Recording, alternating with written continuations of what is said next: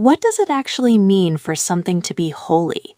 Today we are diving into Leviticus 22.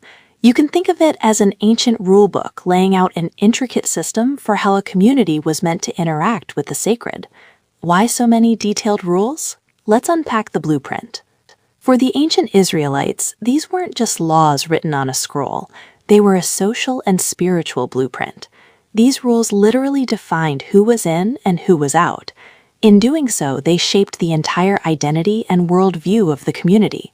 It all starts with sacred offerings, items specifically set apart from everyday use, handled with extreme care by the priests. Scene 2. Next is the idea of ceremonial uncleanness. It is super important to get this right. This is not about sin or being a bad person. It was just a temporary ritual state that meant you couldn't handle or approach sacred things. It was a normal part of life that had to be managed carefully, like a temporary operational disqualification. How did this play out daily? Look at the priest's diet. A really firm boundary was drawn around the priest's household based on economic and social dependency. For example, a priest's married daughter was considered part of her husband's household. That put her outside the sacred circle, meaning she couldn't eat the holy food. This system had teeth. If someone ate the sacred food by mistake, the penalty was strict. They had to repay its value plus an extra 20% fine. That shows you just how seriously this boundary was taken.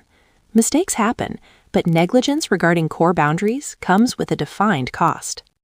But here is the crucial point.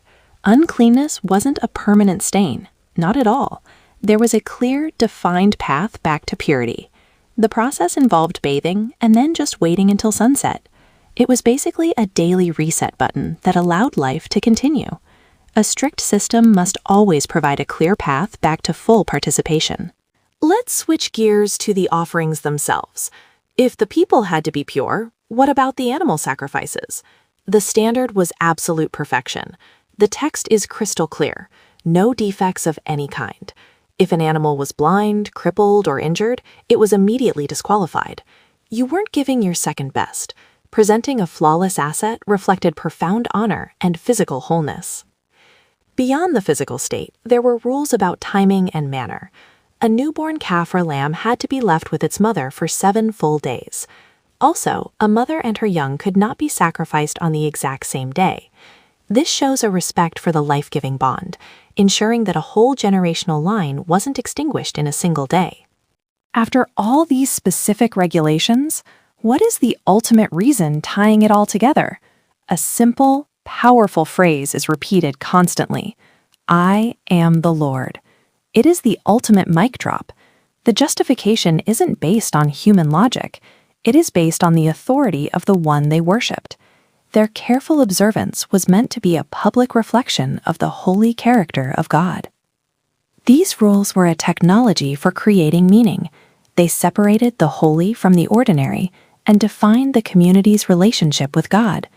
This leaves us with a question that echoes into our cultures today.